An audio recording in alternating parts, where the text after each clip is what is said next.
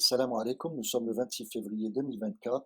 J'ai le plaisir de revenir vers vous pour vous présenter l'étape des calendriers lunaires et horaires INSEC Fajr concernant le mois de Ramadan 2024, correspondant à l'an d'Hégire 1445, et ce pour 12 villes pilotes, les 12 villes pilotes habituelles que j'ai l'habitude de vous présenter. Alors avant cela, j'aimerais vous donner une information importante, puisque grâce à Dieu, au début de l'année, nous avons pu publier un papier scientifique qui sanctionne nos travaux, tous nos efforts, nos travaux depuis 7 ans, et qui démontrent le bien fondé des résultats présentés, notamment le fait que les calendriers suivis actuellement par les musulmans ne sont pas du type lunaire, mais solilunaire. Solilunaire ne veut pas dire lunisolaire, mais veut dire que les calendriers lunaires sont qui comptent 354 jours. En fait, ils sont construits comme des calendriers solaires, c'est-à-dire qu'ils agendent des jours au lieu d'agender des activités journalières. Alors, ce papier, c'est celui-là, il a été publié dans ce journal. L'intitulé, donc ceci est l'abstract, et l'intitulé de ce papier, c'est une question. Est-ce que les calendriers islamiques sont du type lunaire réellement? La réponse est bien entendu non, et l'argumentaire est dans le papier. Ceux qui le veulent n'ont qu'à m'envoyer un email ou me contacter pour que je leur envoie le lien à partir duquel ils pourront télécharger le papier gratuitement. Voilà, le contenu du papier est résumé en 6 parties ici. Voilà. Alors, ce que nous avons fait est très simple. Donc là, nous avons le résumé des paradigmes des calendriers recensant les jours de l'aube utilisés par les musulmans. Donc nous en avons parlé en long en large. Ils se regroupent en deux. Donc nous avons un premier groupe de 3 calendriers qui, eux, ont recours à l'observation directe et indirecte du croissant lunaire. Voilà, donc notamment le calendrier 5, lui, donc il a recours à l'observation directe lorsqu'il y a une nuit du doute, donc c'est ça, c'est sa condition d'application, et notamment lorsqu'on ne connaît pas la conjonction lunaire. Et lorsqu'on connaît la conjonction lunaire, à ce moment-là, les calendriers 4 et 3 ont été développés dans la fin des années 90, ce qui leur permettait de calculer un critère de visibilité localement pour le calendrier 4 ou dans le monde pour le calendrier 3. Alors, ce qu'il faut savoir, c'est que à la conférence d'Ankara en 2016, euh, tous les efforts ont été portés pour essayer d'influencer les gens à utiliser le calendrier 3 uniquement et pas le calendrier 4.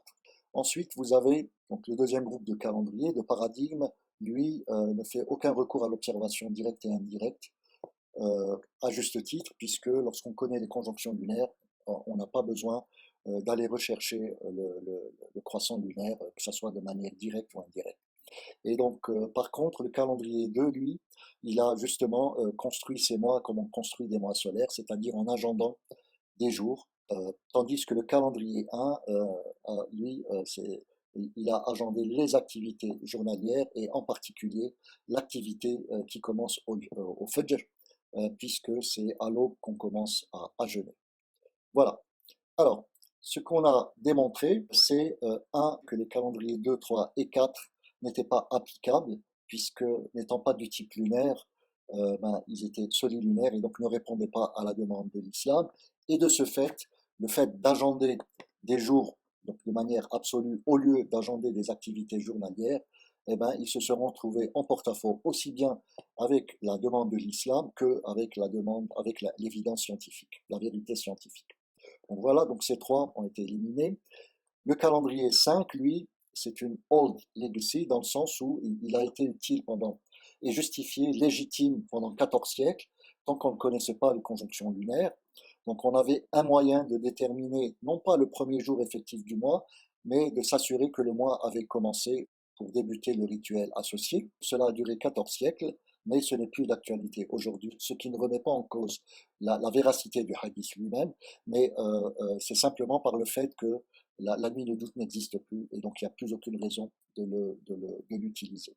Par contre, celui qui est devenu légitime à sa place, c'est le calendrier 1, puisque ce calendrier respecte intégralement les propriétés du calendrier lunaire, qui sont conformes au cycle lunaire, et qui, en plus de cela, c'est un calendrier qui est entièrement défini par Allah Azza wa Jal, puisque nous savons aujourd'hui que pour définir un calendrier, il faut 4 paramètres, et les 4 paramètres ont été définis par Allah Azza wa Jal, 2 dans la nature et 2 dans les textes, dans le Saint-Coran. Donc voilà, donc c'est ce que nous avons démontré. Alors, à partir de cela, le seul calendrier légitime, c'est le calendrier 1. Alors, qu'est-ce qu'il nous donne? Donc là, première information, donc on a la date des premiers jours de Ramadan et Shawwal, ici dans ce tableau. On a les 12 villes.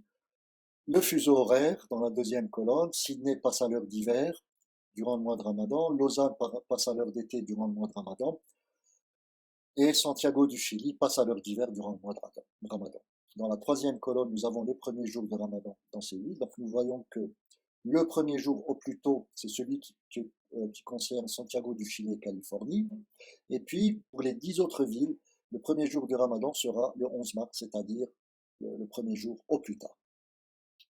Pour ces 12 villes, par contre, le premier jour de Shawwal sera le même, sera le 9 avril, et ça sera le premier jour au plus tôt, le premier jour au plus tard étant ailleurs dans les zones extrêmes, notamment du côté de la mer de Bering, etc.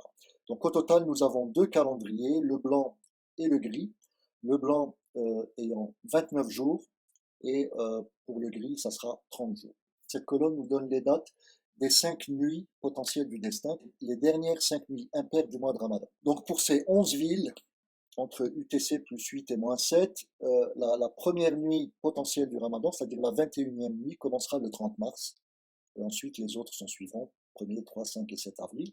Tandis que pour Sydney, elle aura lieu le 31 mars, la toute première, et les autres seront le 2, 4, 6, 8. Alors, ce n'est pas étonnant, une nuit, c'est 24 heures, donc elle commence à UTC plus 8 et elle termine à UTC plus 11, voilà, le lendemain.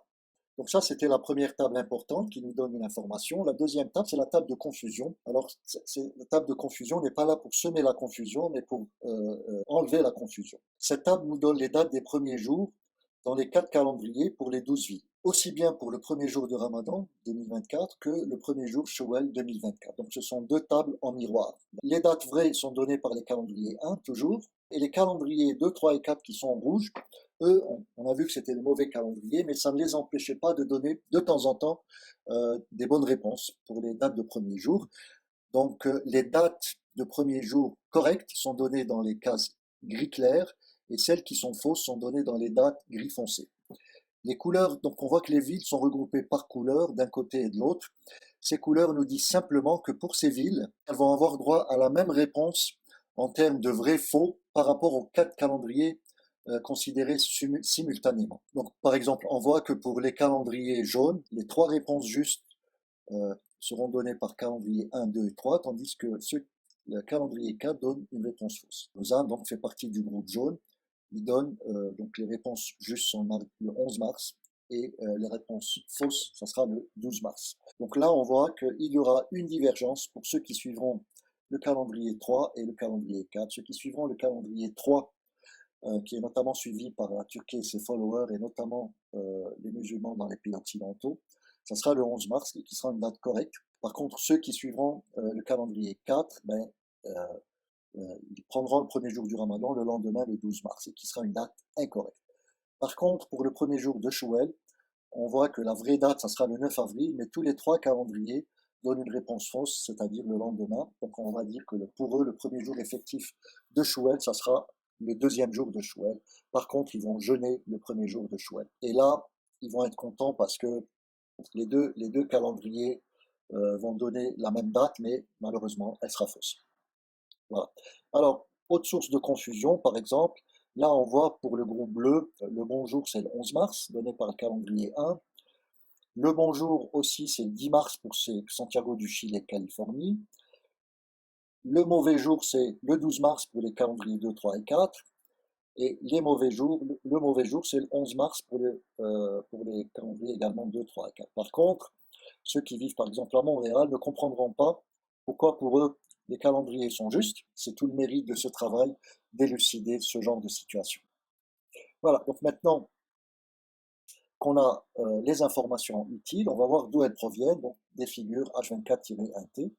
Donc par exemple à Dakar, on a cette figure qui a été largement commentée dans les épisodes précédents, et notamment À partir de là, nous pouvons voir que, par exemple, pour Dakar, le premier jour de Ramadan, ça sera le 11 mars pour les trois premiers calendriers et le 12 mars pour le calendrier 4.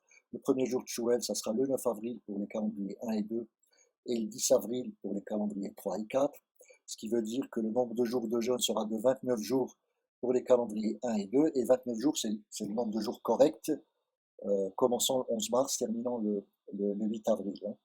Par contre, pour le calendrier 4, donc le calendrier 3, par contre, lui, ceux qui suivront le calendrier 4, 3, c'est-à-dire suivi par la Turquie, bah, ils vont jeûner 30 jours, c'est-à-dire un jour de plus. Donc ils vont jeûner le premier jour de Chouette. Et voilà. Tandis que pour le calendrier 4, ils vont jouer 29 jours, mais il n'y en a que 28 qui sont corrects. Ils vont manger le premier jour de Ramadan et ils vont jeûner le premier jour de Chouette. Voilà. En ce qui concerne la nuit du destin, ben, on voit que, étant donné que ces trois calendriers ont commencé le bon jour, donc ils vont choper les nuits potentielles du destin dans les bonnes dates, 30 mars, 1er avril, 3, 5 et 7 avril. Par contre, ceux qui auront suivi le calendrier 4, ben, pour eux, la première nuit potentielle du destin, ça sera le 31 mars, et ça sera une nuit qui aura une parité pair et non pas impair. Voilà. Et puis, nous avons un tableau complémentaire qui donne un petit peu d'autres informations, et notamment ces informations qui démontrent que les calendriers 2, 3 et 4 ne sont pas corrects, ils ne sont pas justifiés, parce qu'ils agendent des jours, comme on agende des jours dans le calendrier solaire, au lieu d'agender des activités journalières, comme on doit les agender dans un calendrier lunaire. Bon. Donc ceci, c'était pour Dakar. Maintenant, je passe en revue les 11 autres villes pour que vous ayez, ceux qui ont compris comment ça fonctionne, peuvent se référer à ces images pour vérifier les informations que j'aurais données dans les tables. Donc voici pour Alger, qui a UTC plus 1, Lausanne, UTC plus 1 et UTC plus 2 pour Chouel, Antalya, UTC plus 3, Mecca, UTC plus 3, Pékin, UTC plus 8, Kuala Lumpur, UTC plus 8 également, Sydney, UTC plus 11 et elle perd une heure à Chouel, donc pour passer en heure d'hiver. Rio de Janeiro, UTC moins 3. Santiago du Chili, UTC moins 4. Moins 3 puis moins 4. Donc Montréal, UTC moins 4. Et notez bien que Montréal a une particularité puisque contrairement aux 11 autres villes, cette fois-ci pour Montréal, la conjonction lunaire aura lieu durant le crépuscule astronomique, ce qui pose un problème en apparence, puisque nous ne connaissons pas l'instant IMSEC, et donc nous ne savons pas si la conjonction lunaire a eu lieu avant ou après l'IMSEC. Mais nous allons voir que nous allons résoudre ce problème. Euh, et puis Californie, voilà, UTC-7. Maintenant, nous terminons avec le cas spécifique de Montréal. Nous voyons que la conjonction lunaire a lieu durant les crépuscules astronomiques, entre T18 et D12. T18, c'est l'instant où le Soleil est 18 degrés en dessous de l'horizon et à Montréal, et T12, c'est l'instant où le Soleil est 12 degrés en dessous de l'horizon. Voilà. Alors, dans ce cas, euh, euh, on ne connaît pas l'instant IMSEC très précisément, puisque nous ne l'avons pas mesuré, nous ne l'avons pas calculé, mais néanmoins, nous allons voir qu'en utilisant la courbe horaire mesurée et calculée à Lausanne, eh nous allons pouvoir déduire de manière certaine quel sera le premier jour à Montréal. Alors, pour cela, donc, je profite pour donner la table horaire IMSEC à Lausanne durant le mois de Ramadan. Voilà, donc les horaires IMSEC tels que nous avons calculés, elles sont là, sur la troisième colonne. Voilà. Et là, comparativement, je donne les horaires de dépression du soleil, 18, 15, 12 degrés, pour que les gens puissent comparer s'ils le désirent, ainsi que l'heure du shorok. Voilà, donc le premier jour aura lieu le 11 mars et le dernier jour le 8 avril, à Lausanne. Hein.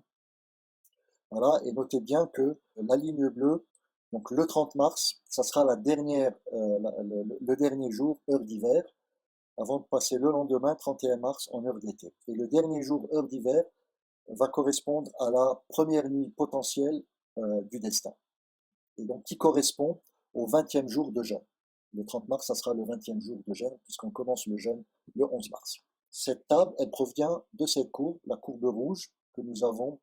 On a mesuré ce point au solstice d'été, et à partir de ce point, donc c'était un 23 juin pratiquement, et à partir de là, nous avons pu calculer la courbe horaire IMSEC à Lausanne sur toute l'année. D'accord? Donc ce que vous voyez sur l'axe horizontal, c'est chaque jour de l'année, du 1er janvier au 31 décembre, ici. Et là, c'est les horaires donnés à UTC plus 2, un petit peu simplifié la présentation.